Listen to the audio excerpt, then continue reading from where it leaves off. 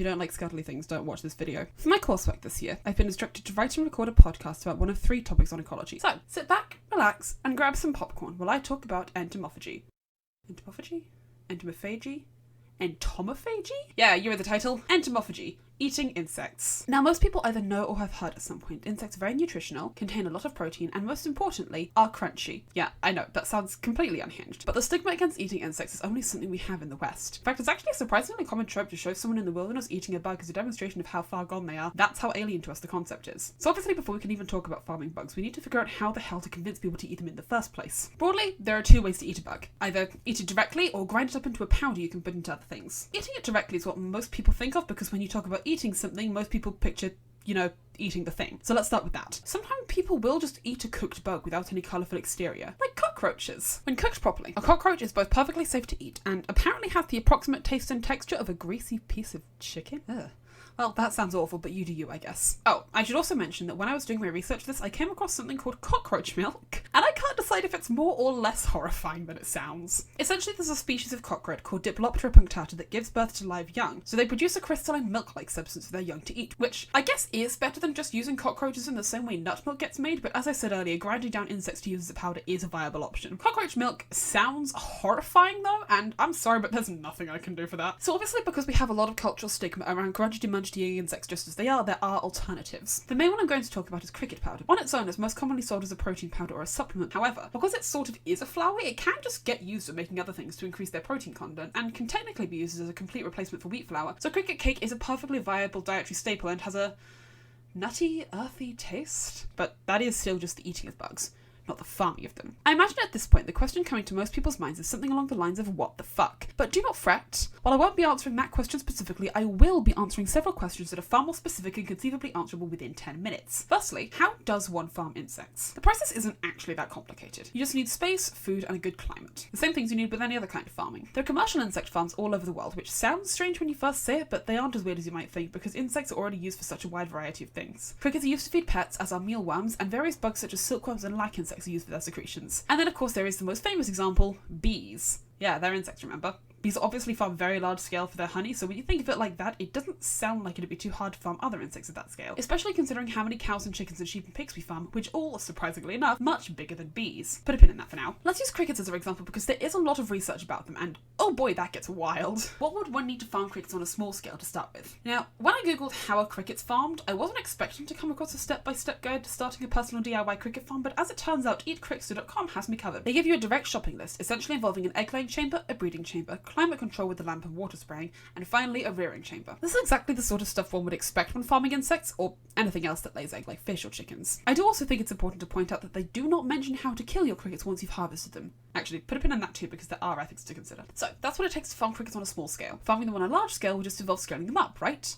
Well, yes. And as I said earlier, this is already a thing in a lot of places for a lot of reasons. But what would it take to make crickets a dietary staple for everyone? To start with, what actually is the nutritional value of a cricket? Conveniently, nutritional values are a legally required element of food packaging, so I can just find the nutritional values of some cricket powder with a quick Google, which gets us this image. According to this, one serving includes 22% of your daily recommended protein intake, 18% of your recommended cholesterol, 4% of your fat and fibre, and basically nothing else except for 270% of your daily recommended vitamin B12. But this isn't a cricket. This is 17 grams of cricket powder. For now, let's just assume you'll get your carbohydrates from plants so we can get the comparison here to meat. Therefore, if 17 grams is 22% of your protein, 100% of your protein would be 77-ish grams of cricket powder. I don't actually know how much the cricket gets used in cricket powder, but frankly they seem really irritating to gut, so let's assume it's the entire dry weight of the cricket. The fact that it's dry weight is important because that's what will make it into the powder. Water will not. So although while alive, a cricket will usually weigh half a gram, only half of that again seems to be dry weight from what I've been able to find. So, in order to make those 77-ish grams of cricket powder, that comes to over 300 crickets per person per day. Now that sounds insane, but that's also without any comparison. And again, that's only actually 77 grams of cricket. Compare this to pork, where in order to get your daily recommended protein, you would need to eat 185 grams. Furthermore, 77 grams of cricket gets you 18% of your daily fat, and 185 grams of pork gets you 39% of your daily fat. The average weight of a slaughtered pig is 90 kilograms, of which 54% is edible cuts, meaning one pig produces 48,600 grams of pork, providing the required protein intake for 263 people. That makes one average pig equal to about 81,000 crickets, or 20 kilograms of cricket, which by raw mass makes crickets more than twice as efficient as pigs. You just need to deal with 81,000 of the fuckers per pig.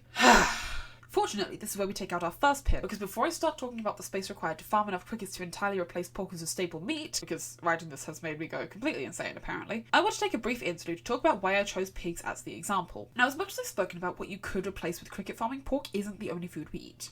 Other staple meats include beef, chicken, lamb, and fish. And before I start talking about whether it's possible to replace all the pig farms with cricket farms, I want to go over each of these other common farms and why they mean that replacing all our traditional livestock farms with insect farms simply is not possible. The first thing I checked was how much fish and seafood gets farmed per year, and 200 million tons is such an incomprehensibly large number that I really did not want to deal with all that, especially since I'm going to have to do this anyway when I return to the pork section. Seafood is also an extremely broad category that encompasses a truly enormous variety of things that people eat, and the idea that we could ever replace all of it is just laughable. However, if we don't go to that extreme, replacing at least some of our seafood consumption with insects would be a huge benefit for the oceans, as fishing is well known to be one of the most damaging things that we as a species do. Sheep and goats are not just farmed for their meat, but for their wool, which is one of the most common textiles in the world. So to affect the farming of those animals would not just affect the food industry, but also the clothing industry. You might remember that earlier I mentioned silkworms, which are of course not the only bugs that produce substances used for fabrics. On top of that, synthetic fibers are being used more and more, especially with the rise of veganism. So bug farming could be good for the clothing industry, right?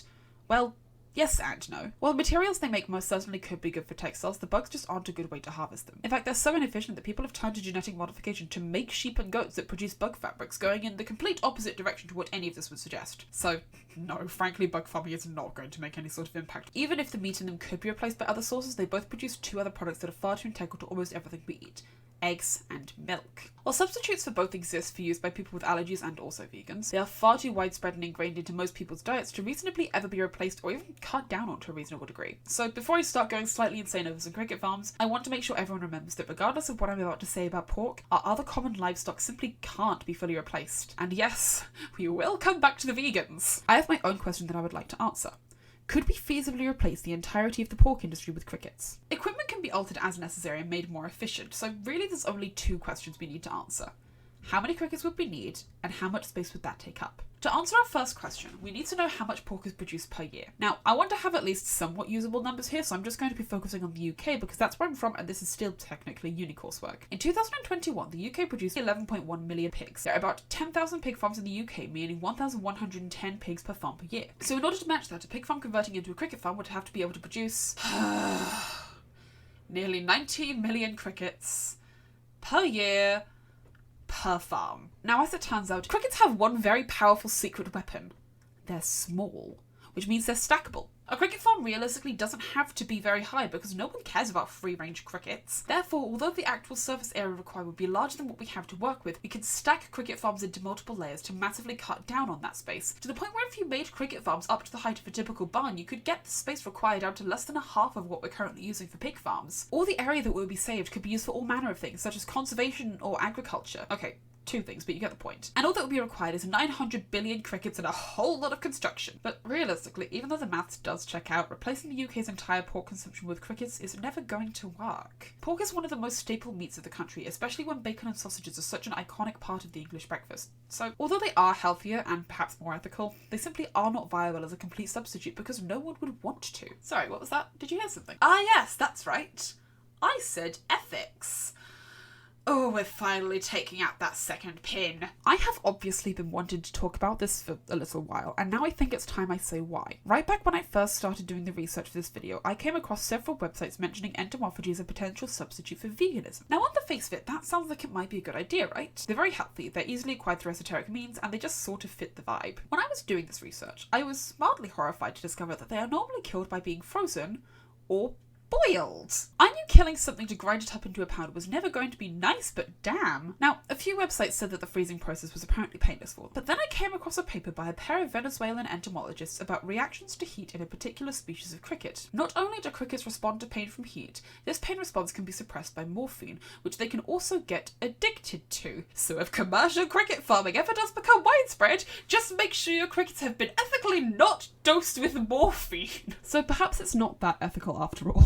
So what have we learned here today. Cricket powder can very quickly account for an adult's daily protein, which, when added to something like bread or rice, can be a really efficient way to mix it in with your carbohydrates. Replacing the UK's pork consumption with crickets is not remotely viable, but increasing how much food we eat could be an excellent way to cut back on some of the more damaging farming practices like fishing. Cricket farming is not as ethical as people really want to believe because they definitely do feel it when they are being boiled to death. Crickets can get addicted to morphine, which really just makes me wonder what else they can get addicted to. Maybe cricket season pot brownies will be the next big thing.